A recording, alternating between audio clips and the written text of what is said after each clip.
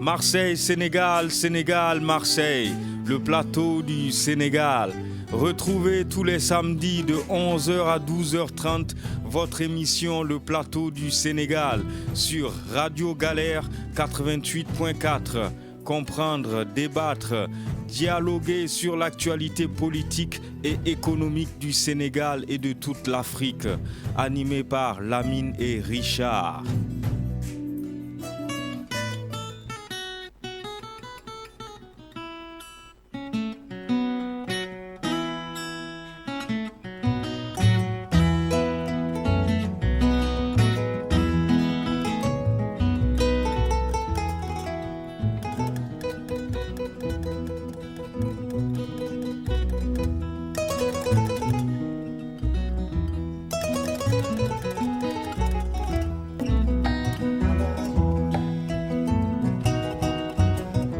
Bonjour à tous et bienvenue sur Radio Galère, 88.4 de la bande FM, radiogalère.org et sur le DAB+, canal 8C. Vous êtes dans l'émission Le Plateau du Sénégal avec Lamine et Richard, tous les samedis de 11h à 12h30. À tout de suite.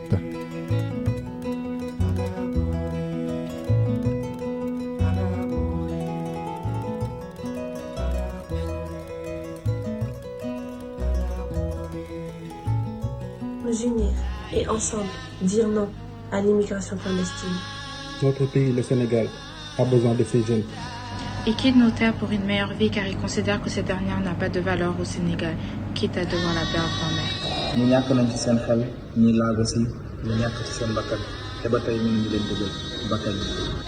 None of us are okay, and so all of us are okay. Même une vie perdue est de trop. La jeunesse sénégalaise mérite mieux. Garder le silence, c'est être complice. Their only crime is wanting a better life for themselves and their loved ones. Et oui, une vie. Voilà tout ce que les jeunes demandent. Donnons aux jeunes leur dignité. What price do we have to pay for freedom?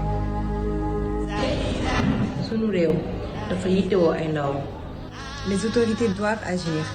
Change will certainly not come if we wait for other people. We are the change that we seek.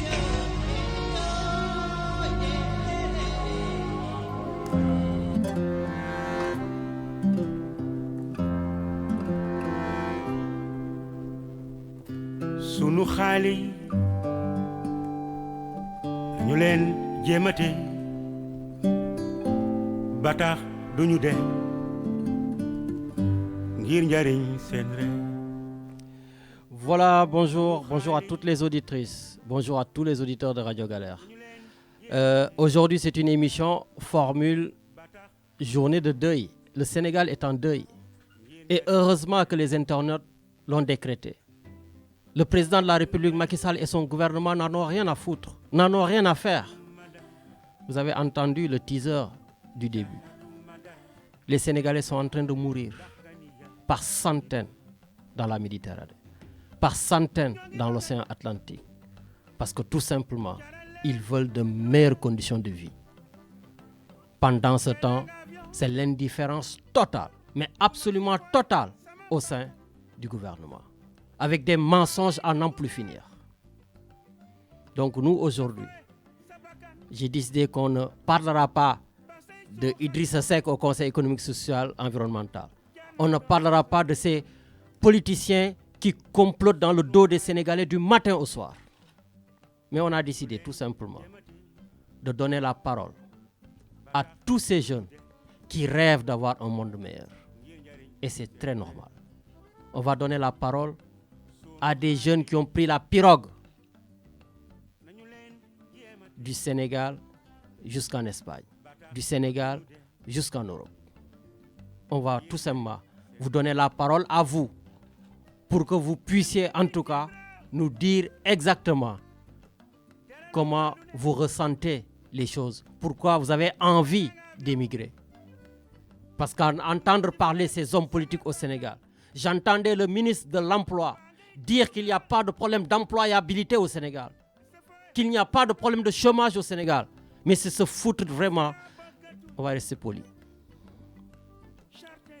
Pendant ce temps, le président de la République qui fait un tweet, toujours un tweet, encore un tweet,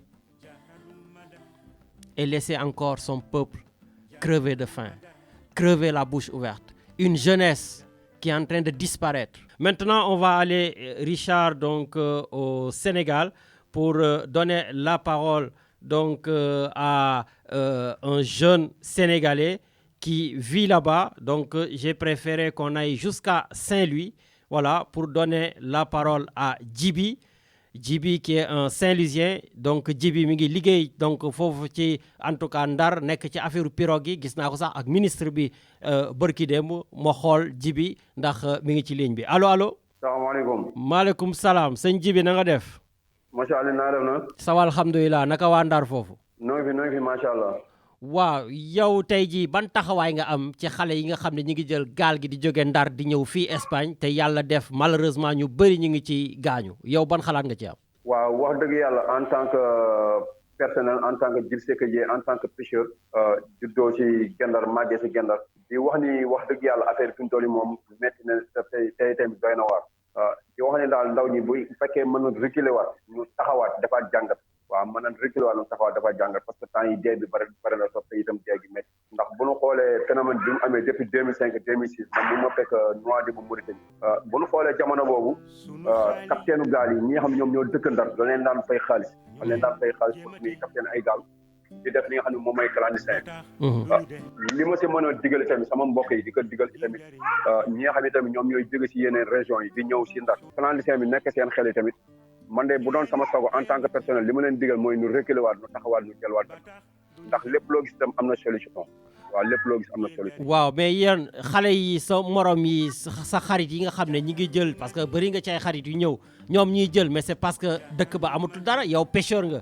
yéen nee ngeen jën amatul foofu ndax gis naa Union européenne ak France ki Belgique Espagne ñi ngi ñëw di jël jën yi est-ce que du looloo tax nag liggéey amatul dara amatul booy bëgg a jël gaal yi di ñëw. waaw loolu dëgg la xam nga mbir mi tamit dañuy andi ñaari choses yu taxaw parce que bu ñu xoolee 2005 2006 amoon na mais ñi doon dem 2005 2006 ay yeneen nit yu jógoon si yeneen dëkk la dañ doon tànn ñi nga xam ne ñoom ñoo doon capitaine yi ñëw ba si moolu Ndar yi di leen tànn ñoom ni capitaine gaal yi mais tey fi tey dañu gis ni benn gaal goo xam ne da ngay gis gaal entier boo xam ni ay capitaine kese noo si dajaloo dem ay mool kese noo si dajaloo dem ñi si des nag nekkul samay wax parce que wax jooju egg na ba Île de Canaries am na ndaw si nekk foofu moom moo laaj xale yi mu ni moom bi mu gisee 100 personnes 70 yu nekk bu leen laajee dañ leen jigi moo amatu jën ndax bu ñu xoolee rek démb rek moom moo si mujj maanaam barke démb moo si mujj dañu ñëw Ndar dinu defaral bël bi ngir mool yi mais itamit si gannaaw ndeke si même jour bi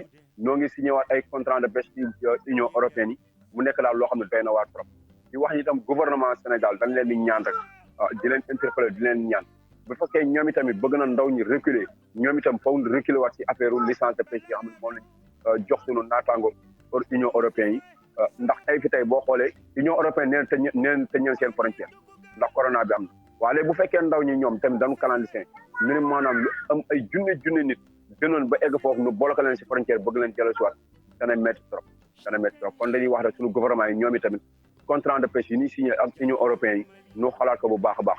ndax boo xoolee si. justement ci contrat de pêche yi man dew ma sax ci journaux Sénégal yi xool ko dama dem ci site Union européenne démb ma dugg foofu. gis ni jeudi lañ ci doon waxtaanaat.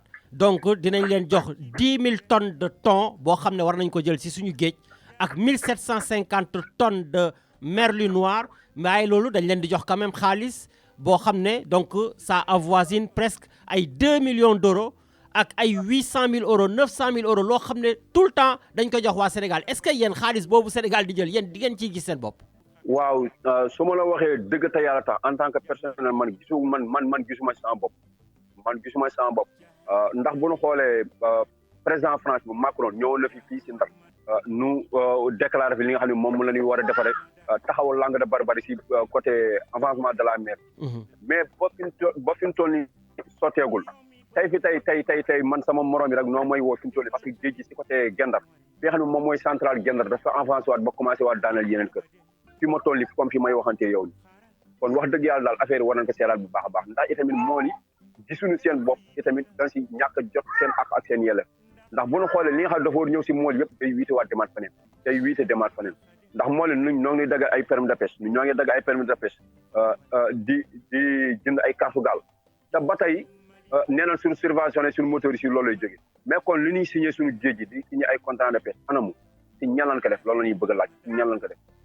bon nag jeex na question baa ngi noonu en tout cas sëñ Djibril Seck maa ngi lay jaajëfal bu baax voilà di la ñaax tam ci combat bi ngeen di def di sensibiliser jeunes yi yal na leen yàlla jàppale ci taxawaay bi et c'est bien que ñun ñu nekk ci diaspora bi tam ñun ñu xam li tax xale yi di jóge Sénégal di ñëw moo taxoon mu bëggoon ñu commencé ci yow après nag ma jóge fi dem seet na ñi nga xam ne jël nañ gaal gi egg Espagne en tout cas jërëjëf sëñ Djibi. jërëjëf merci beaucoup. voilà donc merci beaucoup Djibi Seck donc dégg ngeen wax ji bu baax. Voilà, et vous savez donc ce qui se passe au Sénégal, mais c'est ahurissant. Quand j'entends tout simplement le ministre de la Pêche, Alioune Ndoye, en personne, nous dire hier avec un certain aplomb, mais c'est l'arrogance de tout le monde. Mais lui, je suis encore plus déçu parce que c'est un homme de gauche, c'est un socialiste qui dit oui, il y a de la désinformation, ces accords de pêche, c'est depuis 2019. Oui, mais aujourd'hui, c'est vous qui êtes quand même le ministre de la Pêche. C'est vous qui êtes censé sauver ces jeunes Sénégalais qui prennent la mer. Parce qu'aujourd'hui, on a vu que la France, que le Portugal, que l'Espagne, ils ont signé encore des accords qui ont été renégociés jeudi. Jeudi, c'était avant-hier. Pourquoi ne pas faire, par exemple, comme Thierno Alassane Sall, quitte à démissionner ou à se faire virer? Des contrats sont faits pour être négociés et renégociés pour tout simplement sa population. Richard, on a quelqu'un? Non. Bon, donc ce qu'on va faire, Richard, on va les laisser écouter un tout petit peu. On va très rapidement en Espagne pour prendre nos jeunes Sénégalais qui ont pris la mer, qui ont bravé le danger pour arriver aujourd'hui en Espagne. Et après, on revient sur les antennes pour tout simplement vous donner la parole. 04 91 08 28 10.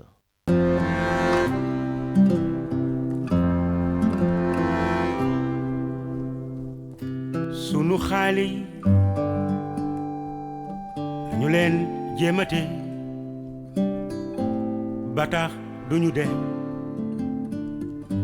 ngir njariñ seen réew sunu xaale yi nañu leen jéemate yi ba tax duñu dee ngir njariñ seen réew Jahalum Mali, Jahalum Mada, Jahalum Mada, ndax ganiya munina. Ñoo ngi bëgg a dem mu jaral leen lu ne belang avion du ma si foye sama bakkan maa ngay dugg gaal sa foye sa bakkan ba say suux ak moom jar na toog sa réew sunu xaali nañu leen jéemati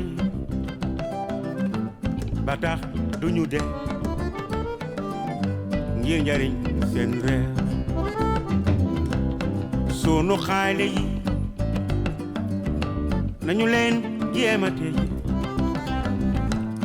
Voilà Richard, donc comme on est parti au Sénégal, on a vu effectivement avec Djibi lim ñu wax, donc mën nañ comprendre aujourd'hui, même si c'est pas toujours excusable, waaye mën nañ comprendre xam ne xale yëpp dañu war a am avenir. Et tout le monde mérite de vivre vraiment, en tout cas de rêver et de vivre son rêve.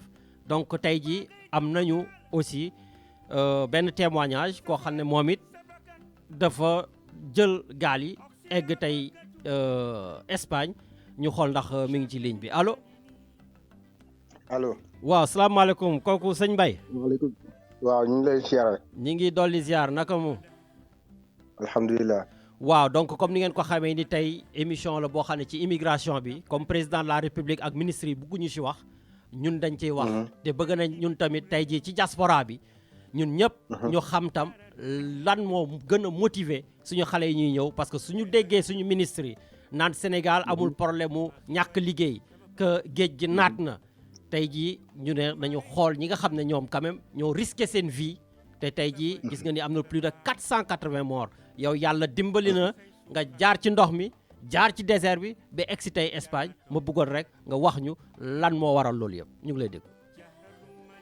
waaw gannaaw bu ma jaalee waa Sénégal waa àdduna bi sax laay wax ba leen jaaloo ndax maanaam sunu xarit yi rek sunu rakk yi ñu des si géej gi bëri na ñu ngi koy naxarlu lu bëri du xaru mais dañu bëggoon xam nga tekki defar seen avenir defar seen dëkk defar seen koñ xam nga defar seen famille loolu moo leen taxoon jóg kon moom maa ngi leen di jaale ñun ñëpp leen wax Sigil Ndiaye rawat na waa Pikine Sigil sa waa sama dëkk Pikine ci Saint-Louis waaw xam nga ci Saint-Louis waaw xam nga waa Sénégal waa Afrique sax laay wax Afrique dafa metti boo xam ne si pour nit nekk fa bëgg fa tekki dara faaw nga am loo sacrifice bi boo ko déggee maanaam faaw nga jéem a yow tayle sa bopp ngir lan ngir mën a tekki ngir mën a jëm sa kanam ngir mën a defar sa avenir ndax maanaam Sénégal moo amul liggéey suñu gouvernement Sénégal dafa war a geestu jeunesse bi mu xam ni jeunesse Sénégal mooy Sénégal te jeunesse Sénégal moom mën a defar Sénégal maanaam boo déggee ñun la jeunesse bi xoolal diggante bi ngay amee 18 ans ba bi ngay amee 45 ans sax au moins foofu noonu loo bëgg a def da nga koy def ci wàllum liggéey ci wàllum doole ci wàllum leneen da nga koy def kon Sénégal war na mën a jéem a exploiter jeunes yooyu yàlla jox leen te xoolal Sénégal la maximum yëpp ay jeunes yeneen réew yi li ñàkk moom la Sénégal am mais li waral ñun ñu jël gaal gi di dem mooy dañu amul ku ñu soutenir ku ñu jàppale ngir ñu mën a liggéey xoolal Sénégal li ko yàlla defal ci suuf bu tàll ñareet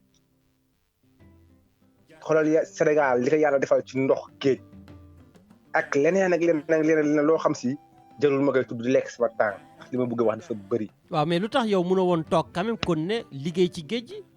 grand géej gi amul amatul dara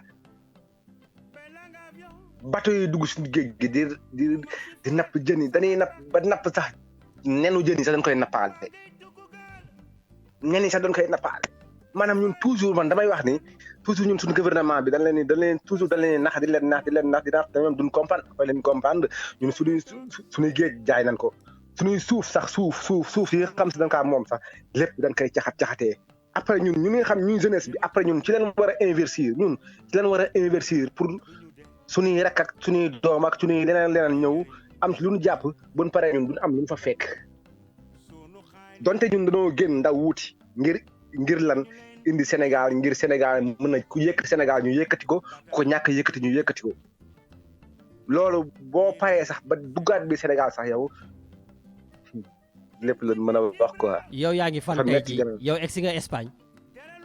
waaw actuellement nii ñu ngi Espagne. yéen kañ ngeen jógee Sénégal. ñun jóge nañ Sénégal depuis 2018. 2018 il y a 2 ans. 2018 lañu duggee waaw. d'accord est-ce que fi mu nekk nii kayit yi réglé na ak affaire yooyu. non kayit yi réglé wul nag ndax maanaam kayit yi réglé wul ndax instant bi nii ñu duggee Sénégal ñi nga duggee nii xam nga. du mën a doo ñëw rek mu mën a yomb noonu da ngay ñëw xam nga ngir naxante ndax maanaam da ngaa si lépp nga bàyyi yow da ngaa bàyyi si li nga moom ñëw fekk ci li keneen moom nag boo ñëwee mënoo ñëw ne mu yombee noonu quoi da ngaa ñëw xam nga ngir naxanteeg ñoom ngir buñ la mënee may rek du force ñoom. waaye léegi yow est-ce que am na ci loo jàpp loo xam ne tey jii foog nga ni soo toogoon Sénégal di nga am lu mel noonu wala di nga am peut-être lu ko ëpp est-ce que tey jii yow yaa ngi yónnee sa njaboot ni nga ko foogee woon. waaw alhamdulilah ñu ngi am lu ñuy fortaat ñu ngi am lu ñuy yónnee suñu njaboot maanaam gis nañ suñu bopp daal fii moom wax dëgg yàlla moo tere ci ñun Sénégal. ah bon soo toogoon Sénégal li nga am fii doo ko am. ah non duma ko am ndax maanaam yàgg naa Sénégal maanaam bësante naa ko fu nekk jaayante naa ko fu nekk mais tamit dafa dëgër ba ma wan gannaaw Sénégal dem te maanaam bu fekkoon sax dugguma bi Espagne sax Sénégal doo ko gaaw wàccal dama naroon génn dem ba fi yeneen dëkk sax man toog fa xam nga mën a aisé wu mën a tranquille mën a dal sama jàmm ndax am na loo xam si doo mën a jàkkaarloog moom toujours chaque fois di ko gis te doo ci mën dara. waaw mais yow foog woon ni quand même yaa ngi xaru ndax ndox mi nga traversé ko de Sénégal ba fii foogaloon ni benn yoon ni rek war nga ci mën dee. non ñun maanaam boo demee bay jóg doo ragal dee boo demee ba jóg ndax nit ki li koy toujours tànk yi mi ngi doxee mooy li koy yëkkati tànk yi ngay doxee yow pour dem mooy li lay yëkkati bu fekkee li ngay yëkkati da nga dem da nga ko muñ di ko muñ di ko togg sa biir maanaam ba mënatoo ci dara ba mu sës yow da ngay jóg nga dem donte yow nga xam si boo demee da ngay dee sax yow da ngay dem quoi ndax maanaam yoonu géej gi du xaru ndax maanaam koo gis mu dem si géej gi des si daa gis keneen koo xam si dem na si géej gi àgg lu waaye def échec am na ko ci def réussir kon loolu noonu yoonu géej gi du xaru mais yoon la comme yoonu nga di am soxla Dakar dem dugg sa oto dem Dakar ñooy am képp bu accident ñëw na bu dee ñëw na xam nga mooy loolu. d'accord léegi wax ñu rek tuuti yow sa yoon nan nga def yow ba egg si Espagne nan nga ko jaaree. waaw suñu yoon moom métti na ndax dañu jaaree Saint-Louis lañ jógee jaaree Mauritanie jaaree si désert bi wàcc si Maroc bu ñëwee Maroc wax dëgg yàlla métti na trop def nañ fa tuuti temps def nañ fa benn temps boo xam si vraiment dem nañ ba suñu xaalis yi ñu yoroon yëpp jeex na mais tamit loo xam si mënut a woon wàññeeku daal ndax dañ doon wax naan ñun dellu Sénégal loolu moom dañ ko def croix ba pare. yéen seen désespoir egg na foofu ba bëgg leen dellu Sénégal période yooyu. àgg na fa man desoon ci géej gi sax moom a gënaloon dellu woon Sénégal desoon ci géej gi jamono yooyu may ñëw neen desoon ci géej gi moom a gënaloon dellu Sénégal ndax metti gu metti te suñu gouvernement bi du yëg metti boobu ñuy dund ndax tey yow boo tëddee sa biir néeg nga reer ba suur añ ba suur ndekki ba suur tëdd sa kaw lal jàkkaar sa télé yor sa commande zappé yaa ngi dégg tey buñ la fëggee ni la am na koo xam ne dafa xiif danaa loolu amul ndax yow li ngay dund moom nga yaakaar moom la ñëpp dund te boo suuree da nga yaakaar ñëpp suur nañu non am na ñoo xam si ñi ngi billaahi wallaahi taala ñi ngi dee ak xiif am na ñoo xam ne Sénégal foofu bu nu añee duñu reer bu nu reeree duñu ndékki loolu noonu moo tax jeunesse su Sénégal di jël gaal di dem di dee ci biir géej gi comme ay weñ di dee ci géej gi comme lu kenn xamul loolu noonu suñu gouvernement bi da cee war a jóg mu wax ci loolu mu fexee def ay usine defar leneen loo xam si jeunesse war na ci jàpp te jeunesse Sénégal naa la waxal na leen liggéey rek la ñu bëgg liggéey rek la ñu gëm képp foo gis am na lu mu jàpp di jéem a taqale bu day liggéey ba wàcc sax lu mu jëndee suukar war nga da koy tëx te yaa ngi xëy di liggéey loolu noonu suñu gouvernement war nañ ko xoolaat chaque jour nga dégg Sénégal yàlla xañu leen yenn xañ yi am nañ ay recherche am na lu nekk am na fa yàlla jox na leen lépp mais li nu manqué mooy lan président bu ñëw jàppale jeunesse su Sénégal ngir Sénégal mën a jëm ca kanam. ben écoute sëñ Amar en tout cas jërëjëf bëggoon nañ tam dégg leen yéen ñi nga xam ne jël ngeen seen fit voilà et je pense que tout le monde a entendu li nga wax ne yow desoon ci géej gi sax moo la gënoon dellu Sénégal ñu xam ne donc le désespoir a atteint vraiment un paroxysme. en tout cas ñu ngi lay ñaanal yàlla defar kayit yi yàlla yombal affaire yi yàlla dimbali la ba nga xam ne tam di ngay dellu tranquillement ci avion yi bañ a jël pirogue yi. waaw alhamdulilah yàlla na ko yàlla defal ko képp koo xam si maanaam jaar nga ci géej gi ba ñëw agsi yàlla na yàlla defal lépp xam moom nga fi séntu woon ba ñëw jaral la loolu nga ñëw def ko fi am kayit dem ba delluwaat Sénégal maanaam ba jéem a def li ñu bëggoon def. yàlla na ko yàlla def. amiin jërëjëf waay merci beaucoup.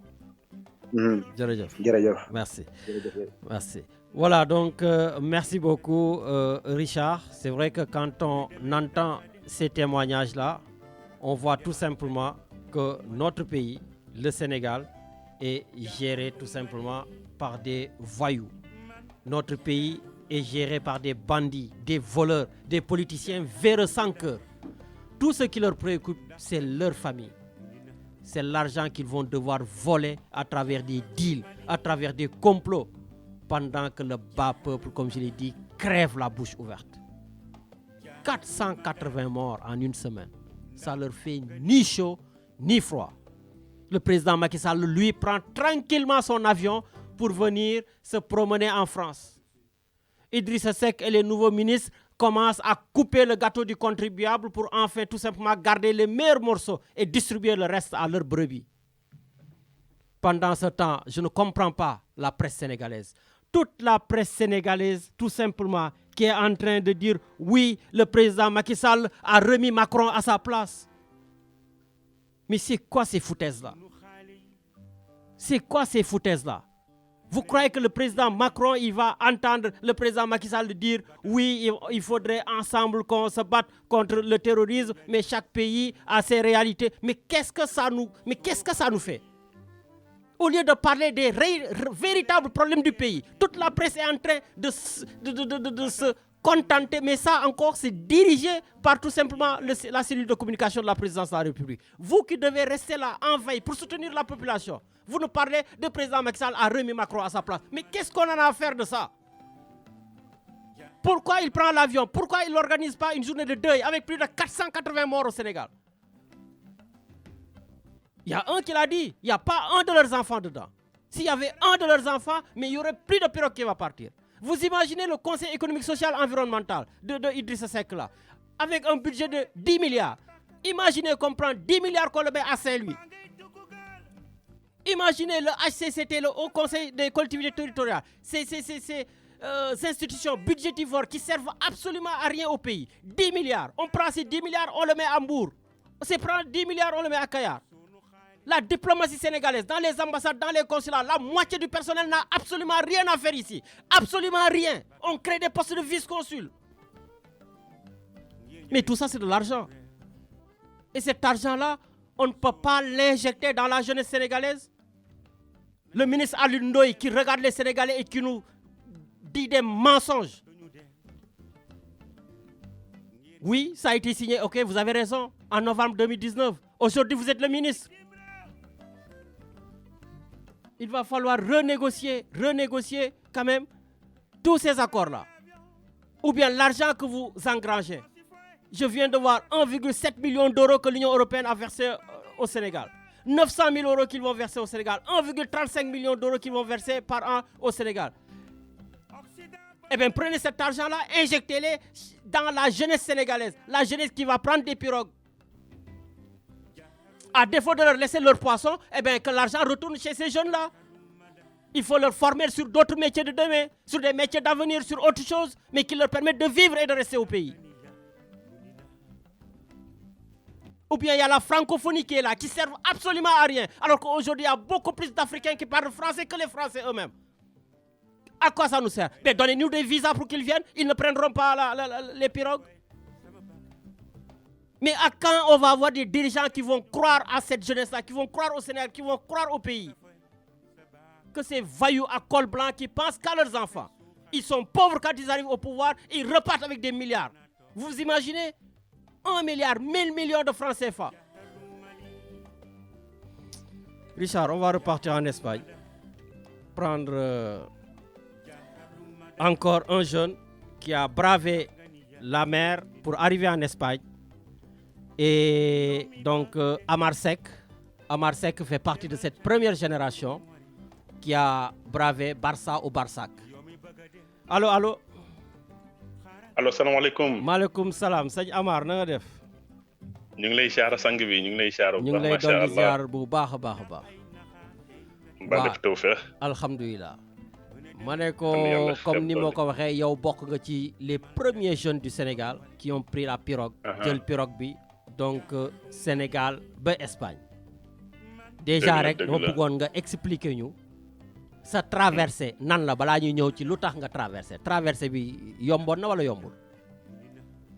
non yombul nag moom salaamaaleykum waa maa ngi nuyu waa rajo bi yëpp. ñu lay fay. te di leen ñaanal tawféex mu dem ci kanam incha allah. amiin. waaw yombul wax dëgg yàlla yombul parce que kenn ku ne xam nga ni géej amul bànqaas géej gi sedd na te ngelaw na soo doonee mool ndëgam yow yaay xii la xaala asuma la ki nga xamante ni nekkul mool nit ku nekkul mool boo àndee ak moom sax da nga koy yërëm parce que li muy def xamu si dara li ko si intéressé mooy jàll rek waaw yoon bi ma wax dëgg yàlla naka dina trop parce que léeg-léeg nga dajeeg ngelaw su ngelawee gaal gi mën na xar mën na daajeeku lépp xañ na si. yéen seen gaal du dafa xaroon lépp mi ngi si biir. waaw ñu sunu gaal dafa xaroon wax dëgg yàlla dafa xaroon après ñu yeew ko comme bare woon na ay moolu gendar yu si ne woon ñu daal day yeew gaal bi après bi ñu ko yeewee ñu continuer dem mais jamono boobu moom ngelaw na trop. ñaata jour ngeen def ci yàlla ñun ni ngi départ le 5 mai Sénégal. 5 mai ban at si 2006. ñu agsi le 15 parce que ngelaw li daf ñu tàncoon te essence bi dafa wàññeeku woon quoi léegi si la ñu jaar Nouadhibou pour remplir fa essence après ñu continuer dem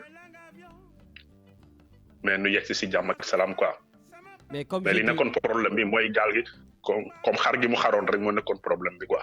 waaw mais comme je dis yéen ay professionnels ngeen ndax yéen ay nappkat ngeen yéen ay pêcheurs ngeen waaw. waaw ay pêcheurs nañu moom parce que comme daan nañu def si géej gi ay 15 jours ñun avant ñuy dem fenn ndax comme fa nañu dëkk xam nga da nga daan dem géej bi ay Dakar ay Mauritanie def si géej bi 15 jours nga ñibbisi kon loolu ñun moom jaaxaluñu wax dëgg yàlla moom loolu jaaxaluñu quoi xam nga. mais yow loolu yéen a ngi ko def 15 ans après tey jii donc 14 ans ngeen gisaat seen rakk yi seen doom yi di jël gaal gi yéen loolu lan lay mën a def ci yéen. waaw man xam nga loolu dama foogoon ni sax man yaakaaroon naa ni sax day jeex ci Sénégal parce que suñu njiit yi bu ñu xooloon ni 2006 am na lu fi amoon ba ñu bëri ñëwoon man ma yaakaaroon ni sax xëy na ñu bëri daañu ko fàtte parce que ñu si bëri booy xool diggante Maroc bi la ñu jëloon Maroc ak Espagne parce que diggante boobu dafa jege foofu la naar yi di jaarale gaal yi ak bateau yu ndaw yi si diggante boobu la ñuy jaare mais mbirum gaal yi départ ci Sénégal xëy na ñun gëjoon nañ ko gis mais su commencé waatee nii xëy na suñu état kat wax dëgg yàlla comme taxawaay bi nga xamante ne waroon na ko am moo dafa des ba tey parce que comme jeunes yi ñoom amatuñu yaakaar ci Sénégal wax dëgg yàlla parce que ñun pes lañu yaakaar géej dem liggéey bu jën amee ñu teral suñuy njaboot ak suñuy mbokk mais bu jën demee ba amatul mais looy liggéey si foofu la problème bi nekk léegi looy liggéey parce que Sénégal xam nga bëri na jeune macha allah xale yaa nga fa am doole am kattan mais boo gisul loo liggéey xam nga souvent damay dégg nu naan xale yi waaw il faut ñu toog fii nangam formation nii nangam mais bari na ñu nga xamante ni ñu ngi université jàng ba yéey seen këyit te amuñu liggéey barke démb rek am naa si benn cas boo xamante ni nii am na xale bu ma woo mu ni ma mun naa liggéey ba sonn mais ñëpp dañ may chantage si xale bu jigéen mais réew moom fu mu jëm mais kon fan nañu dem. waaw yéen ñi nga xam ne tey jii waaw yéen ñi nga xam ne tey jii egsi ngeen Espagne quand même depuis 2006 ndax yéen a ngi vivre seen rêve ndax li ngeen doon ut si am ngeen ko. waaw parce que xam nga àddina moom xam nga kenn ku nekk rek ak sa wërsëg ndeysaan fi ko yàlla di bind am na ñu nga xamante ni xëy na faatu nañ bu yàgg si bitim réew am na ñu nga xamante ni faatuñu ñu ngi liggéey ba tedd nan am na ñoo xamante ni ñoom tedduñu parce que àddina noonu la ko yàlla bindee xam nga mais ñu su bëree bëri kenn ku nekk yaa ngi liggéey yaa ngi sant yàlla am na ñoo xamante ni ñu ngi liggéey am na ñoo xamante ni liggéey gunu am na ñu am papier am na ñu amagul papier xam nga si ñi nga xamante ni 2006 lañ ñëwoon. d'accord ba tey. yow ci ban côté nga bokk. waaw ñu ngi sant yàlla daal xam nga ñun moom ñu ngi sant yàlla bu baax. d'accord bon yow yaa ngi dem vacances yaa ngi dellu si. si waaw man maa ngi dem xam nga léeg-léeg ma def sama 3 mois wala 4 mois wala 6.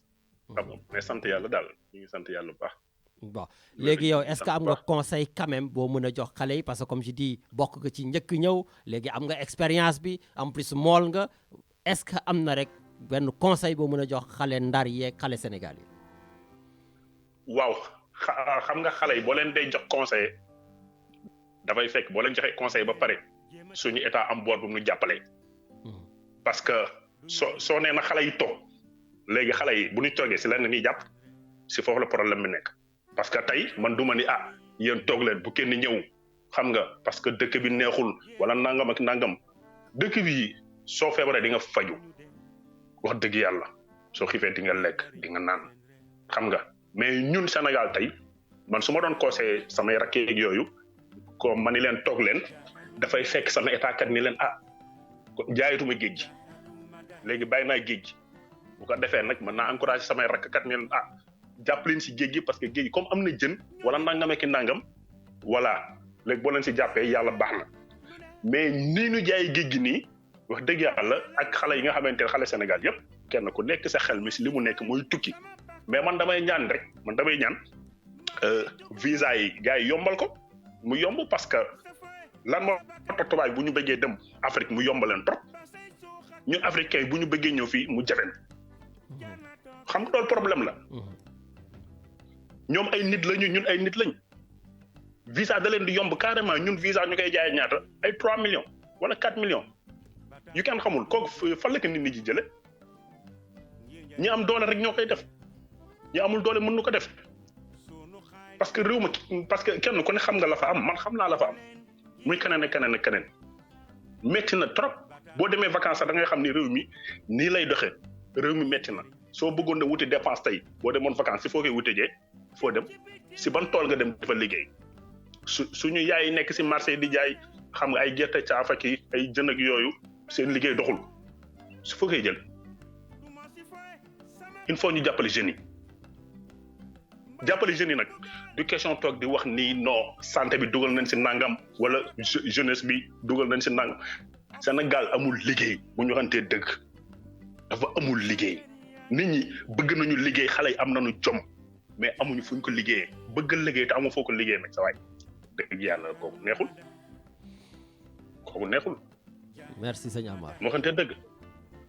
merci sëñ Amar jërëjëf ci témoignage bi yal na leen yàlla jàppale en tout cas vraiment jërëjëf j'ai la chair de poule hein. Vraiment en vous entendant seen témoignage yi en regardant un peu suñu doomu ministres yi doomu directeurs yi ni ñuy caax-caaxee xaalis bi Sénégal sa yaram foog mu daw. En tout cas jërëjëf merci Amar. ok d'accord ñun ñoo far. jaajëf ok d'accord maa ngi lay ziar bu baax macha allah. ñu ngi dolli ziar jaajëf merci. ok merci beaucoup merci. Voilà merci beaucoup donc voilà les témoignages et je pouvais vraiment en prendre beaucoup voilà si suñu ndar yi suñu mbokk waa Mbour mbokk waa Kayar Soumbédioune voilà Soumbédioune dinañ am Grand Ndiogou soo ñu mënee woo ñu ngi lay xaar voilà et donc du coup je suis obligé m'arrêter témoignage yi sinon je donnerai pas la parole à nos chroniqueurs ndax ñoom it ñi ngi xaar ñoom Medoune Diène depuis Toulon ñoom Thierno Dieng Toulon fële Paris Matarli Canada peut-être Djedja voilà et je voulais vraiment en profiter pour remercier sénégalais yi jàpp ci émission bi yëpp ñoom Diatou Ndiaye voilà et puis aussi Adama Keita moom it bokk ci xale yi nga xam ne dañu jël gaal gi voilà jël gaal gi ñëw ba fii Espagne donc Adama Keita yow tamit maa ngi lay jaajëfal bu baax yow it du courage am nañ aussi Khadim Gueye moom it jël gaal gi ñëw ba Espagne te ñoom ñëpp ay mool lañu c'est des travailleurs de la mer c'est des pêcheurs ñoom Vieux Sène voilà gars yi yéen ñëpp daal voilà xam naa ni dañ def un jour émission boo xam ne yéen rek yéenay wax quoi voilà Richard donc on a un auditeur allez on y va allo. salaamaaleykum. maaleykum salaam sëñ Medoune. Alaaji Lamine na nga def. ça va naka mu. Lamine, sidéré parce non, que je viens d'entendre. Il y a de quoi. Parce que, en fait, je te remercie encore une fois, parce que dafa am question boo xam ne dama ko yàgg posé wu te musuma am réponse bi. te tey jii moom laa na doon posé. mais heureusement que tu as amené les gens à y répondre. Lamine dama mënul comprendre man par exemple quand je prends l'avion c'est 5 heures de temps xam naa ci li may dugg. mais soo duggee noo def léemu ñaan yàlla. quand man su ma gisee ñi jël oto. ne dañuy dem Sénégal ça me pose un problème par rapport à l'horizon par rapport à la gestion de l'espace-temps par rapport à li nekk ci yoon bi donc je me suis toujours posé la question fan la nit war a mën a toll ba jël gaal dugg ci gaal pour dem Sénégal man loolu ça m'a toujours posé un problème donc tey jii à travers yow li nga xam ne wax nga ko à travers tey li nga xam ne gars yi témoigné nañ ko ci rajo bi donc je trouve une solution par rapport à ça mais Lamine le problème mooy suñu gouvernement dans ce sens que ñoom faale wuñu kenn tu l'as si bien dit suñu président yi seen ay doom ñoo leen ñoral seen ay doom ñoom la ñu toppatoo je te l'ai dit Lamine dugg naa ci train di voyager taseeg doomu Macky Sall bi ñu tasee ci train bi il y était avec 2 gardes du corps avec aucune notion de ce que c'est que la vie ma ni la heure ju lekk jot na mu woo garde corps bi tijji maasam il lui a donné 2 billets de 50 € pour que waa ji jënd lu mu lekk donc xam nga Lamine kooku xamul lan mooy notion de vie xamul lan mooy notion de cherté de vie xamul lan mooy nekk ci àdduna avec 2 gardes du corps un blanc et un noir kooku soxlawul visa Lamine li ma jaaxal mooy un président tu perds 480 personnes tu envoies un tweet de 17 mots tu fais la négation de la réalité tu fais le déni de la réalité bugguloo gis li xew buggoo xam li xew Lamine ça me pose un problème Lamine la semaine passée c'était armée nation développement nation gestion des frontières quelle était la tribune la plus appropriée que ça pour que président bi wax ci non lan la wax marine bi équipé nañ leen dugg fii génn na fii donc ça veut dire que ñoom pendant que la réalité elle est là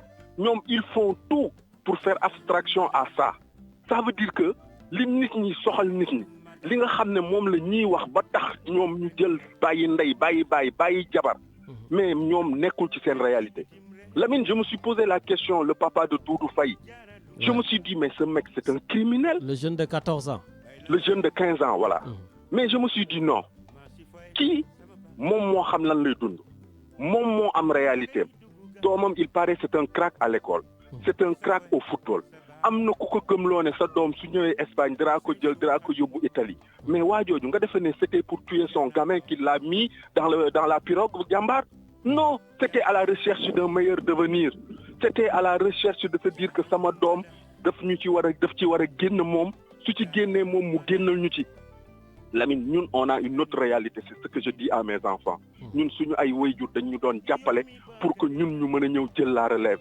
mais fii xale yi dañ leen naan seen avenir la ñuy soucier wu yéen la ñu bëgg ngeen réussir te ñun ñoo leen di jàppale donc tu vois changement de dogme yi d'un pays à un autre donc Lamine il va falloir que suñu njiit yi ñu xam ne suba dinañu layoo ak yàlla ak yonent bi Lamine tu l'as dit les accords de pêche mais c'est des conneries Lamine du PS à aujourd'hui, ça a permis à des gens de s'enrichir. Bien sûr. Lamine, quand je vois Barça, il y a des gens qui ne doivent pas dormir tranquille. Il est où Ousmane Ngom? En 2005-2006, nous avons pour nous financer les jeunes pour que les boys puissent sortir de Kébi, am liguey, khalis bi dañ ko jël dem politiquer ko, pacho ko. Les accords de pêche, ça a permis à des gens de s'enrichir de manière indéfinie. mënatuñu daanu parce que xaalis boobu au lieu que ñu jël ko liggéey ci fixé boy yi jox leen géej gi mais li ñuy dem di ko signer accord de pêche avec l'Union européenne pourquoi gouvernement bi mënul jënd des chalutiers des bateaux à la dimension de bateaux d'usine embauché suñu doom yi jël leen ci géej gi dootul dex jën bi dootul demati mais ñun ñoo koy jël transformer ko mais ça c'est un patriote qui le fait ce que tu dis et nous on a des voleurs et des bandits.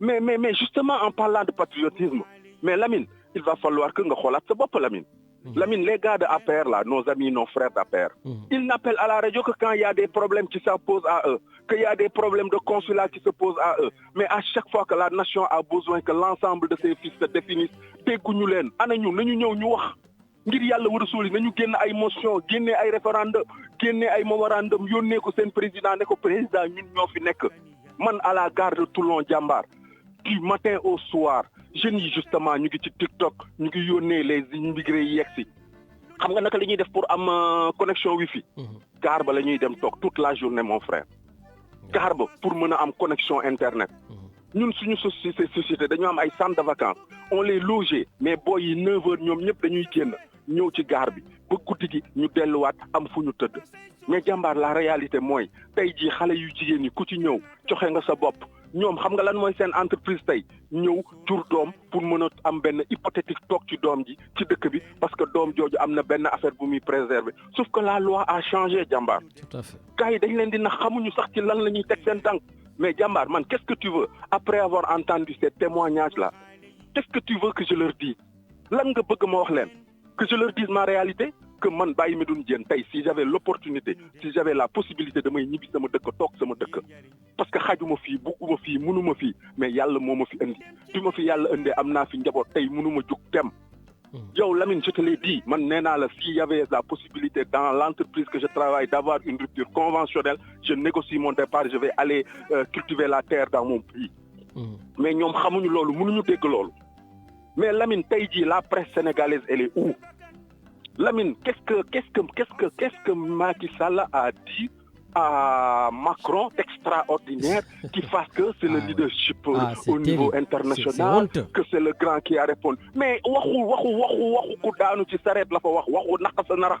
waxu fi waaw waxu fi déet amul lenn loo xam ne wax na ko ñëw naan way ay suñu tolérance ak suñu lii ak mais même moom mu ngi doon xaxar beneen parti bi. Non mais c'est hallucinant. C'est hallucinant. Mais je vais te dire, il a dit exactement, pour vous dire, il faut se battre ensemble contre les extrémistes tout en respectant les différences d'un pays à l'autre. Mais Lamine, cette phrase-là, ça ne veut absolument rien dire. Parce que nous, on le dit du matin au soir. Est-ce que mën nga ma tekki loolu ban courage moo ci am. Vraiment. Ban courage moo ci am. Ça veut dire que quand il leur parle de différence, quand il leur dit que oui, respectons les différences, ça veut dire que ñoom aussi seen ay góor jigéen nañ leen ko respecter.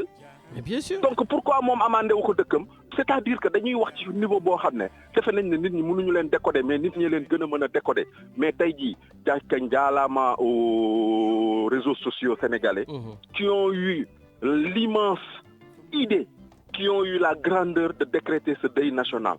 Et je pense que ça a été une réussite et ça a été un camouflet pour ce gouvernement parce que wax nañ leen naka la ak nan lañ ñu war a jiite.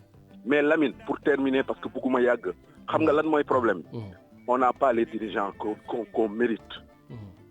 Certes nee nañu que ni dëkk bu nekk ñi nga am rek ngay mérité mais suñu ñun li ñu dépassé suñu homme politique yi dafa bëri Lamine. Tout à fait. Lamine donc c'est man maa ngi julli di ñaanal ñi nga xam ne ñëpp yàlla jël na ci seen bakkan 480 jeunes à la fleur de l'âge qui sont partis qui sont morts dans des conditions ñooñu ay jihaad la ñooñu ay voilà ñooñu ay dañu jihaad quoi parce que lan lañ doon wuti waa ji wax na la ko nee na leen ñun gisuñu lenn lu dul li ñu tax jug mooy tekki mais Lamine nañu xam ne aussi fii soo fi ñëwee comme ça waa ji ni mu la ko waxee soo ñëwee Espagne pendant 3 ans munoo am kayit Lamine te li ñuy dundee duñ ko wax Lamine dañuy tàllal loxo gars yi dañuy yalwaan gars yi ay Croix-Rouge ñoo leen di jox ñuy lekk di leen jox ñuy naan mais loolu rus nañ ko wax te duñ ko wax moo tax ñi nga xam ne ñëwaguñu nañu xam ne y a encore tant que y a la vie y a de l'espoir donc nañu xam lan moo leen tax a jug nañu xam fan la ñuy teg seen tànk nañu bàyyi géej gi te comme niñ ko waa ji waxee Lamine le sujet il est large il l'a dit il y a les conventions internationales à revoir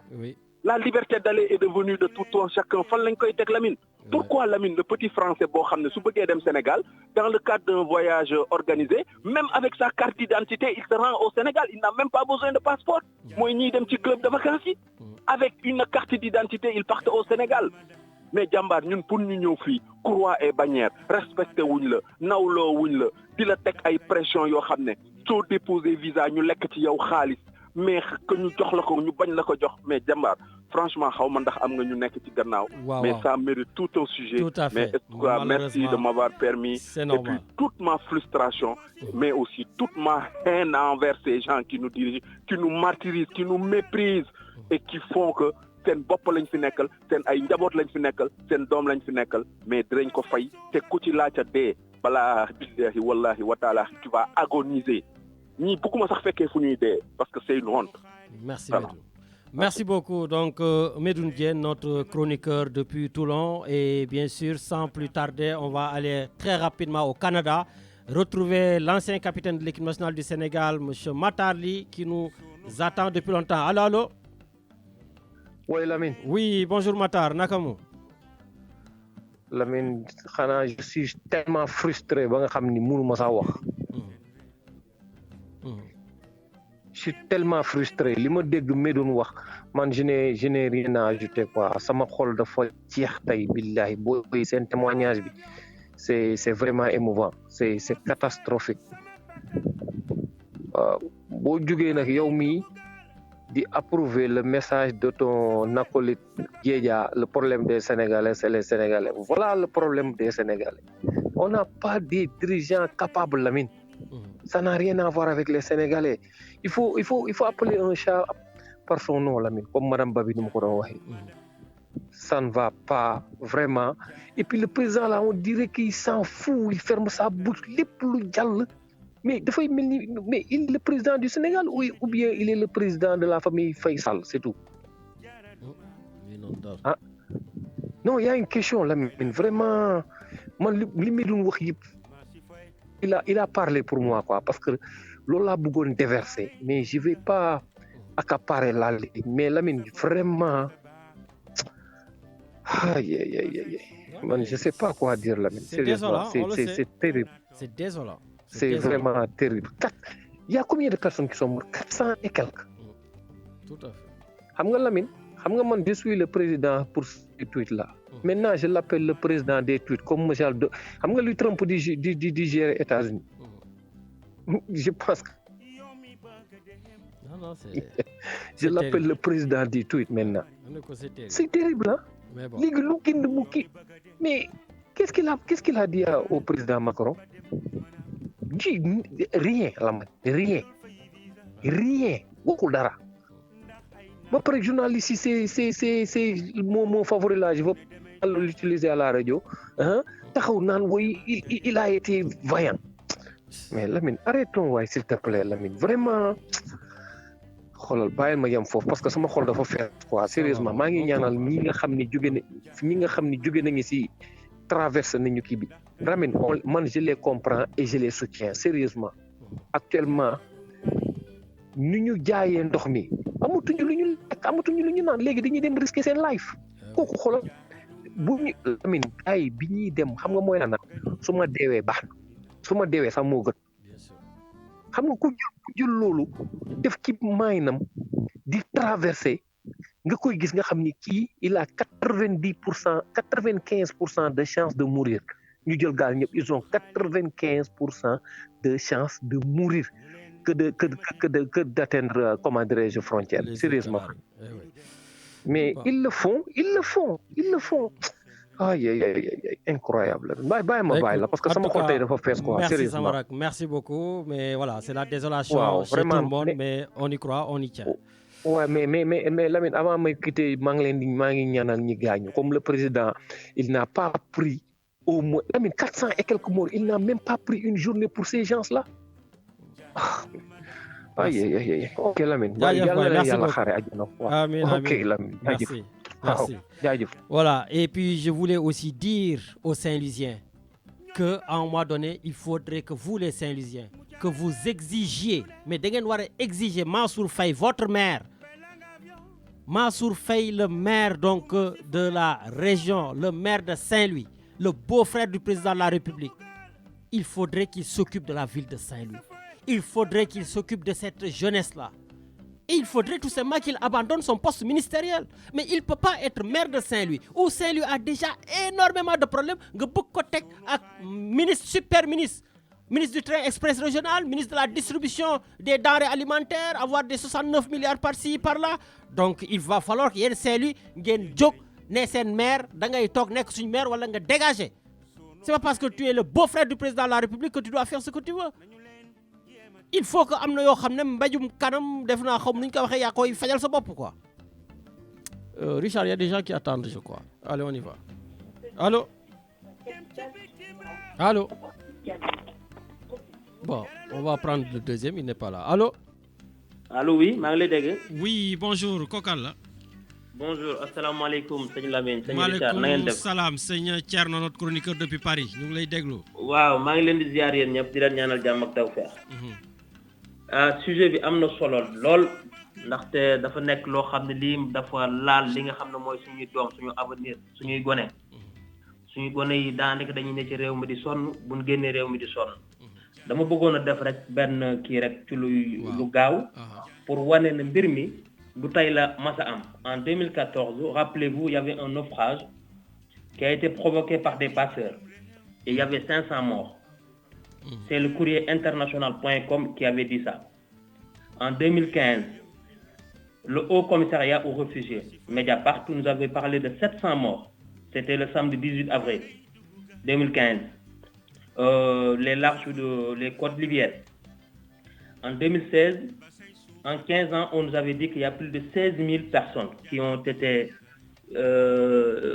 comment dirais-je, qui sont mortes dans la mer, dans la Méditerranée. Tout à fait. En 2017, l'Organisation internationale de la migration, IOM, nous parlait de 1711 personnes. En 2019, Lampedusa, on a vu avec des femmes enceintes et tout ça. Sauf qu'au Sénégal, la presse sénégalaise ne traite pas ces sujets-là. Cette fois-ci, ça s'est passé chez nous, donc ils sont obligés en quelque sorte d'en parler, mais le problème de ces jeunes-là qui vont mourir comme ça, la Méditerranée qui est devenue un cimetière béant, tout le monde en parle, sauf chez nous. C'est ça le problème, c'est qu'il faut avoir une presse qui traite les sujets. On ne peut pas à chaque fois parler que de la politique politicienne ou de parler que des formes sans jamais parler de fond et des choses qui intéressent la société. C'est ça notre malheur, nous. On a une presse couchée qui pense que parler des problèmes de la jeunesse, parler des problèmes des Sénégalais, c'est contre un pouvoir, c'est contre un président. Mais non, il faut faire la part des choses. Voilà la réalité du pays. Tu as vu tous ces morts-là? Depuis ici en France, on les voit. On en parle de Lampedusa, on parle des femmes qui arrivent enceintes et tout ça. Ils en parlent. Et quand il y a des problèmes, ils vont venir les sauver en mer. Mais quand il se passe chez nous, on ne veut pas en parler. Ce qui est un peu incompréhensible à mon niveau, c'est que quand même, le président de la République du Sénégal, le gouvernement du Sénégal, quand même, il fallait prendre la parole et de parler avec la jeunesse quand même s'ils ne sont pas d'accord, même s'ils sont un peu énervés par ça, quand même, il faut parler parce que quand même, il y a beaucoup de morts. Il fallait prendre la parole et de parler avec la jeunesse, essayer de trouver des mots. Voilà, ils savent comment parler avec la jeunesse quand même. Mais là, silence comme ça, radio, personne ne dit rien, c'est quand même incompréhensible pour un État, pour des jeunes qui sont partis comme ça. Le problème de la pêche, la mine au Sénégal, je demande aux gens d'aller sur Internet et de taper Sénégal, pire des mers. Arte, c'est Arte qui a fait cette émission. Ils vont comprendre ce que vivent les pêcheurs au Sénégal. Sénégal, pire des mers, Arte. Parce que quand, par exemple, on te dit que la mer, nous avons la mer la plus poissonneuse du monde, ou bien l'une des mers les plus poissonneuses au monde, et le poisson devient de plus en plus rare. On a toujours des pêcheurs avec un matériel rudimentaire, la mine. Des filets de pêche, une pirogue, qui, voilà quoi, avec tous les risques. Et en même temps, il y a les bateaux industriels qui empiètent illégalement les eaux sénégalaises, qui viennent, qui sont là. À chaque fois, il y a des collisions. Quand il y a collision entre un bateau et une pirogue, on connaît très bien, par exemple, les gens qui vont périr. Ça veut dire que les gens qui sont dans la pirogue. Parce qu'ils n'ont aucune protection. Il n'y a pas de gilet, il n'y a rien. Comment tu peux pêcher face à des gigantesques bateaux industriels avec des petites pirogues, avec des petits filets qui ne servent à rien? Non, il faut une certaine protection. En ce qui concerne l'accord sur la pêche, moi j'avais préconisé pendant la Covid en Sénégal pour éviter par exemple les problèmes, parce que c'était le début de la Covid, il fallait revoir les accords et même de les mettre en stand-by et de ne plus les utiliser pour pouvoir protéger le Sénégal. C'était ça, moi, ma proposition pendant le début de la Covid. Maintenant, même si au Sénégal, la Covid n'y avance pas peut-être comme le voulaient d'autres personnes, et alhamdoulilah, ce qui se passe ici actuellement, les gens ils font des accords de pêche, mais il faut les voir ces accords de pêche-là. Il faut d'abord protéger les pêcheurs sénégalais avant de signer. Parce que la pêche manuelle, la mer qui devient une route nationale, et qu'ils sont là, eux, avec des gros bateaux, ils prennent tous les poissons, eux, ils n'ont plus rien. Ils sont obligés d'aller très très loin dans la mer avec des risques. Donc cela, il faut le voir. Et ma deuxième proposition, c'est l'agriculture. Au moment où on nous parle d'avoir, par exemple, des courts-circuits et que l'Europe doit revoir, par exemple, sa distribution, comment on va faire, et on va continuer à travailler avec la Chine, c'est très loin, il y a la Covid et tout ça. Donc c'est l'Afrique, c'est la Méditerranée qui est en jeu, mais il faut faire jouer ces leviers-là et dire que donc il nous faut une agriculture, former notre jeunesse parce que c'est la force qui travaille. Mais au Sénégal, on prend l'agriculture comme un métier de badoole. Donc, tout jeune, quand tu lui parles de ça, il ne te dit pas ça. Parce que, aussi, quelque part, il voit que parce que nous, on ne dit même pas agriculteur chez nous, on dit cultivateur. Parce qu'on est à ce stade-là. Quand tu vois un cultivateur, il gagne rien. Donc, si tu dis un jeune va au village, tu fais ça, il va te dire, mais non, ça, c'est un travail de badoole, ça ne fait pas gagner quelque chose. Il faut qu'on change cela. Merci. Et que c'est à nous tous.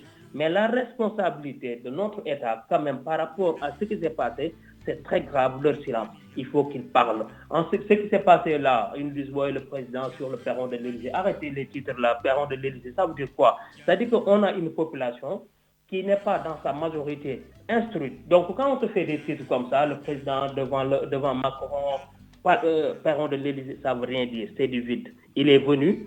Ce n'est pas le président du France, c'est le président du Sénégal qui est en temps de Covid, de crise sanitaire en France, au palais de la République française, pour signer des accords pour l'intérêt de la France. Merci. Le Sénégal, mais la France a d'abord ses intérêts à défendre. Et c'est ça la réalité. Merci beaucoup. Je vous remercie. Merci beaucoup, Seigne Thierno. Et donc, justement, avec ces accords de la pêche encore à lui, je l'ai entendu dire que ce sont des accords gagnants. Voilà. Donc, Richard restait à Paris. Et est-ce que Cécile est là? Allô? Allô? Oui, bonjour Cécile. Bonjour Lamine. Comment tu vas? Ça va? Ça va bien et toi? Ben ça va, je vois qu'avec tout ce qui se passe avec cette immigration, voilà, vous êtes une personne très engagée. Je vous ai encore vu à la télévision parler de ces choses-là bien avant. Qu'est-ce que cela vous inspire encore aujourd'hui, cette immigration où tous ces Sénégalais sont en train de se noyer en mer Méditerranée? Moi, j'ai l'impression que pendant que notre pays saigne, on regarde ailleurs, comme si ce n'était pas important, alors que c'est l'avenir de toute une nation qui se joue là, à cet instant-là. Après, par contre, moi, quand j'en parle, je regarde plus sur un prisme africain, parce que je sais que là, c'est une vague peut-être meurtrière que de Sénégalais, mais je sais que les jeunes qui prennent les pirogues, en fait, qui partent du Sénégal, ne sont pas que des Sénégalais. Ça, c'est important de le souligner. Il y en a beaucoup qui viennent de la sous-région. J'ai eu à mener des études terrain où j'ai rencontré beaucoup de jeunes qui s'étaient retrouvés en Europe, en fait, et qui étaient partis du Sénégal, qui sont passés par la mer, qui sont passés par la Mauritanie, le Maroc, bloqués au Maroc avant de pouvoir traverser par Gibraltar, en fait. Et c'était pas que des Sénégalais, c'était beaucoup des jeunes de la sous-région. Et en fait, ils étaient tous motivés par la même chose. Rejoindre l'Eldorado européen, tenu par un espoir d'une vie meilleure. Pourquoi ils ont besoin d'une vie meilleure? Parce que leur vie au Sénégal, parce que leur vie en Afrique est obscurcie par la misère, par plein de problèmes sécuritaires. Après, aujourd'hui, sur cette vague meurtrière-là, qu'on dit il y en a 480, peut-être un peu moins, peut-être un peu plus, quel que soit le nombre, on devrait pouvoir se dire plus jamais ça. Oui, mais Cécile, c'est depuis 2006 quand même. Mais c'est ça. Donc moi, je me rends compte que le problème ne fait que se déplacer. On a eu la vague Barça-Barsac, on a eu la vague des îles du Canari, après on a eu Lampedusa, après on a eu les déserts, les esclaves vendus en Libye, tout ça. Et en fait, on laisse le problème pourrir, alors que normalement, moi, ça fait des années, mais encore plus là depuis quelque temps, où j'appelle à des assises africaines pour stopper l'hémorragie migratoire. Nos chefs d'État, l'Union africaine, doivent se saisir du problème de façon plus que sérieuse, parce que là, c'est l'avenir de tout un continent qui se joue, pour s'asseoir, mais surtout inviter les personnes du terrain, les personnes qui sont dans cette souffrance-là, pour que tous ensemble, on puisse trouver des solutions et voir en fait ces gens-là, quelles sont leurs motivations profondes. Parce qu'on sait qu'en fait, aujourd'hui, qu'est-ce qu'on a?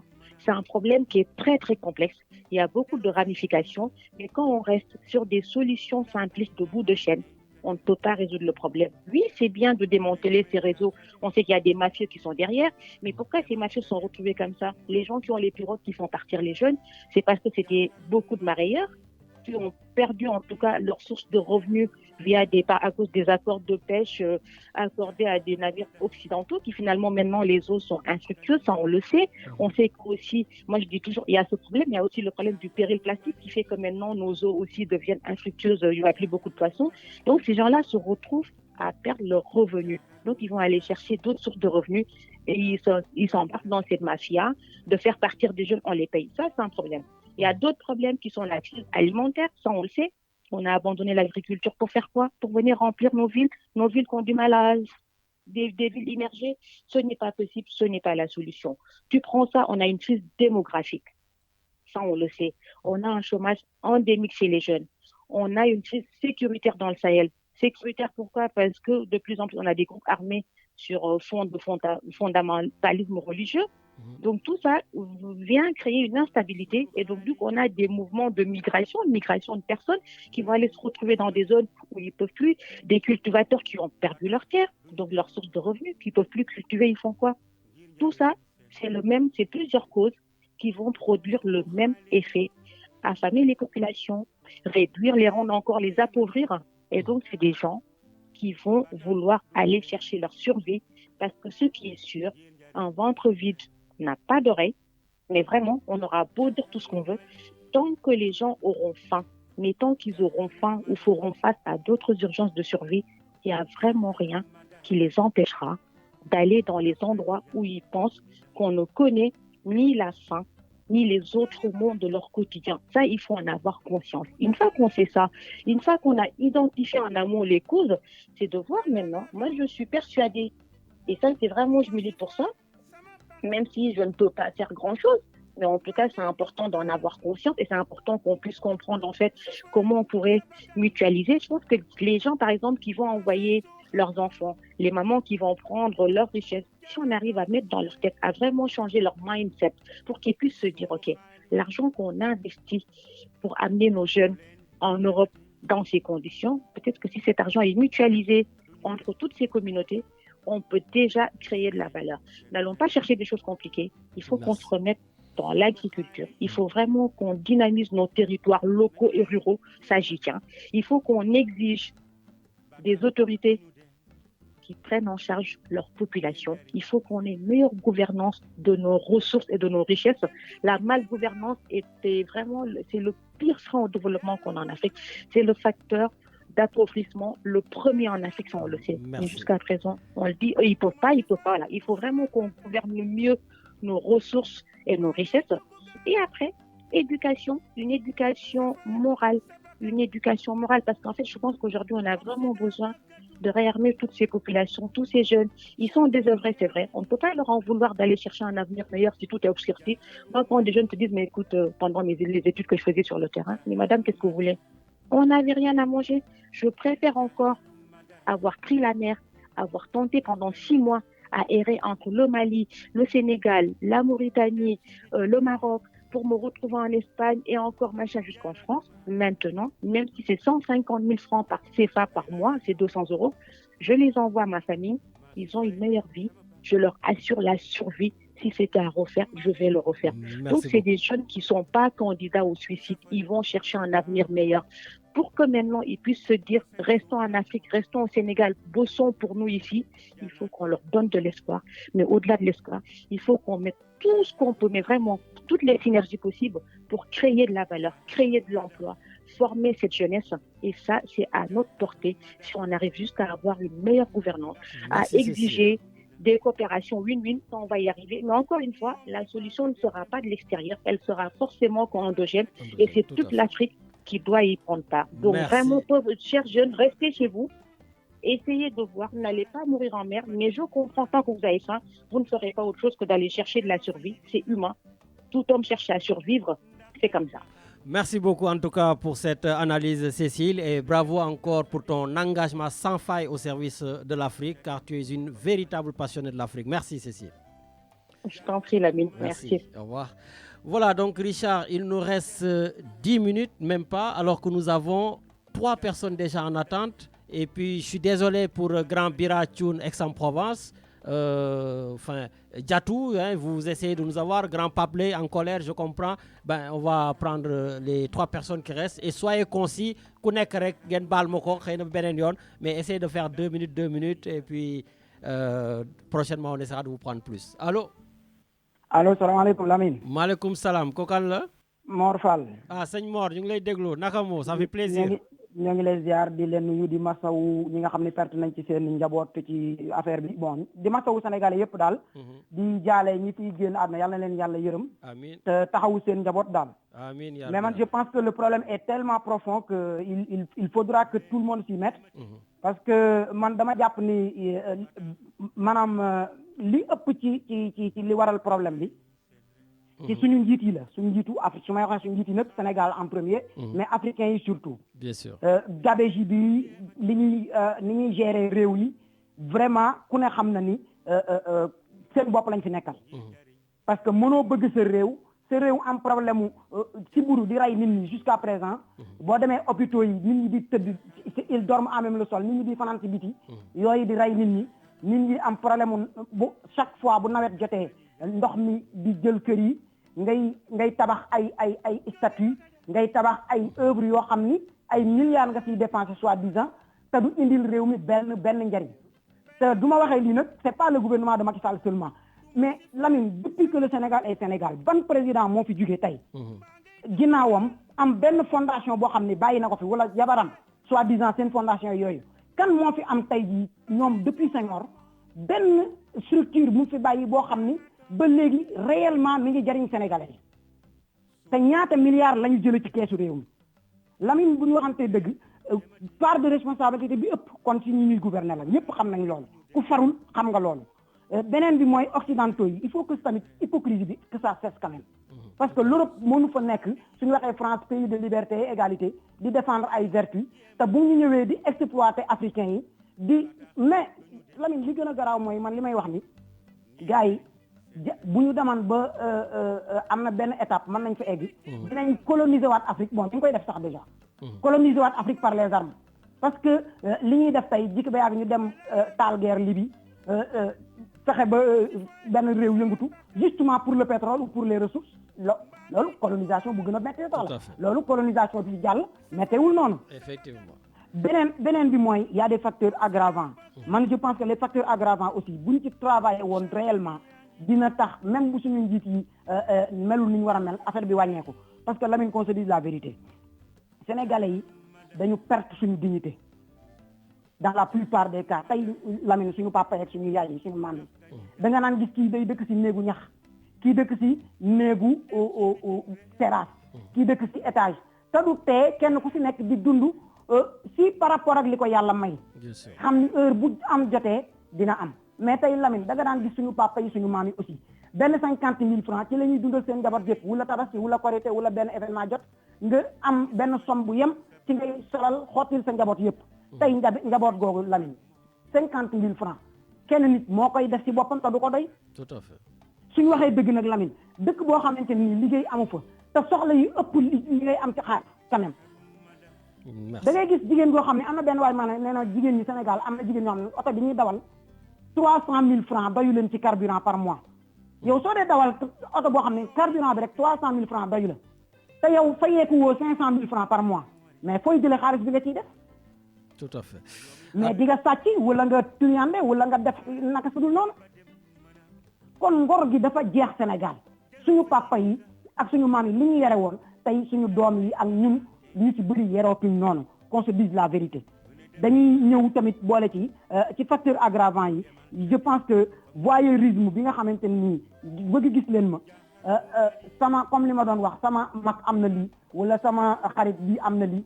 il faut que ma am ko te xamoon ni yow yàlla dafa am lu mu def avant ngay ñëw ci kaw suuf yàlla bind na li nga war am ci alal yàlla bind na li nga war a dund kon loolu boo doon yëngal àdduna ak li ci biir du tax nga am li nga war loo am kon Lamine je pense que loolu war na ci bàyyi xel beneen bi mooy xale yi ñëw damay def je fais vite parce que li ma bëggoon a ëpp na loolu mais fi may terminer mooy li gën a aggraver affaire yi d'après mes informations gars yi dañu leen di xamal ni dañu leen di gëmloo ni Covid bi rey nañ ñu bëri ci Europe ba nga xam ni tey jii boo demee gars yi dañuy soxla ku liggéey ci tool yi lañ soxla ku liggéey fii ku liggéey fa mais xamuñu ni Covid bi dafa yokk chômage bi fii bien sûr loolu aussi bokk na si nga ñëw taxaw ci gaar yi di snap naan egg naa hôtel lañ ma fanaanal jëlal ma lii jëlal ma la envoyé ko say copain mais ñoom tamit dañ la naan sëriñ bi la ñaanal boole ma ak moom ma dem mu ñaanal ma ñëw. effectivement. en tout cas bokk na ci. tout à fait sëñ Mor xam naa ni yow dinañ la jël beneen yoon tamit ngeen di teel a dugg tey jii je suis hyper débordé mais beneen yoon dinañ jël naa ko tey teel naa dugg sax mais ligne bi dafa. waaw ligne dafa saturé vraiment bon courage merci beaucoup.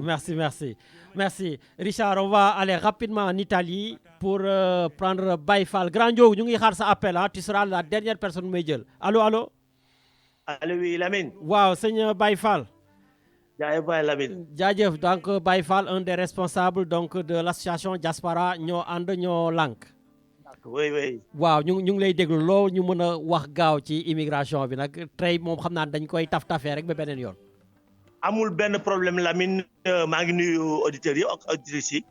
bon di xamal gars yi rek ne gars yi booy yi dugg ci gaal gi dugguñu ci gaal mais ci ay cercueil lañ dugg.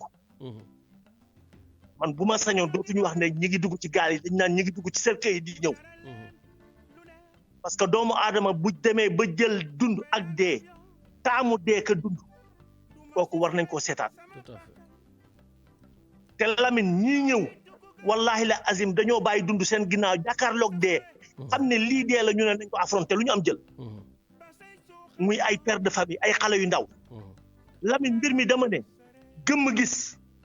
taf say nopp dégg nelaw gis maanaam li nga xam ne nii moom la géej gi bu jëkk ba da daan gëq ay jën léegi géej gi ay doomu aadama lay gëq muy doomu Afrique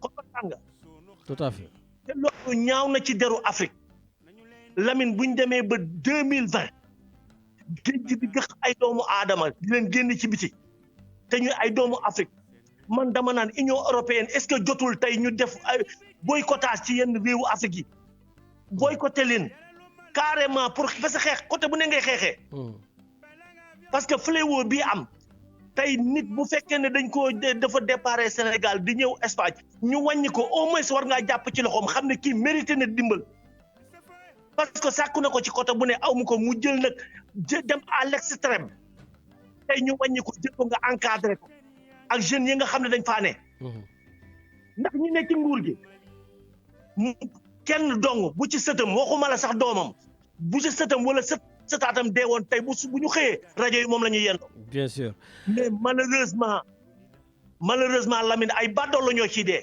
man dama naan li diig ci géej gi te gisuñu leen ñoo ko ça c'est vrai mais en tout cas jërëjëf sëñ Baye Fall xam naa dinañ jotantewaat beneen yoon l'émission tire à sa fin xam naa ba beneen quoi jërëjëf waay merci. Voilà donc merci beaucoup, merci à tout le monde.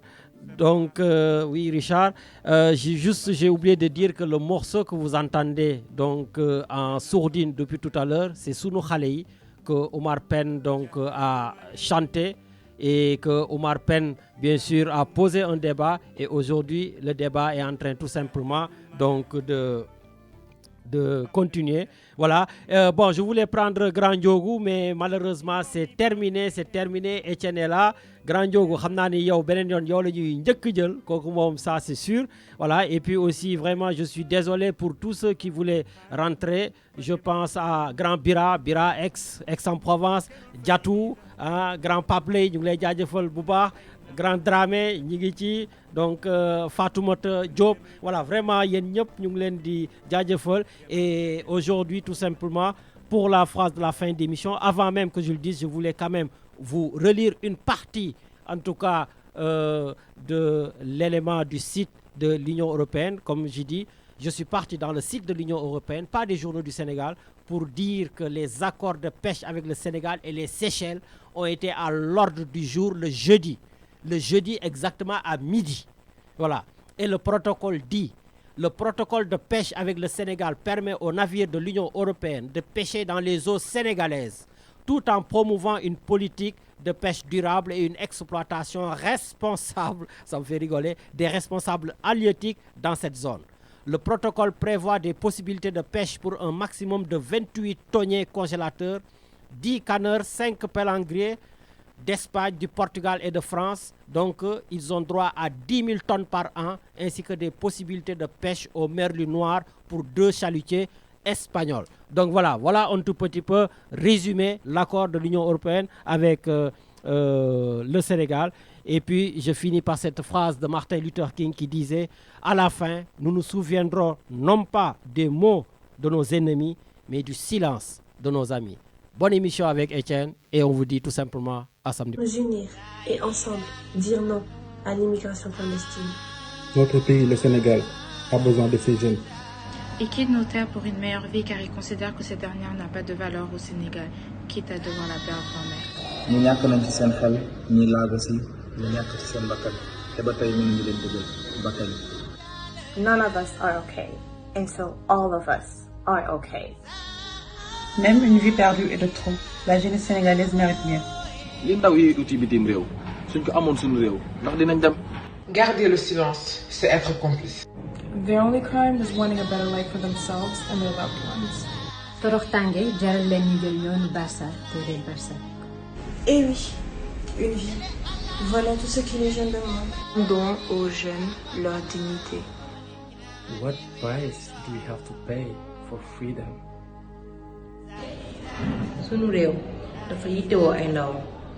Les autorités doivent agir. Change will certainly not come if we wait for other people. We are the change that we seek.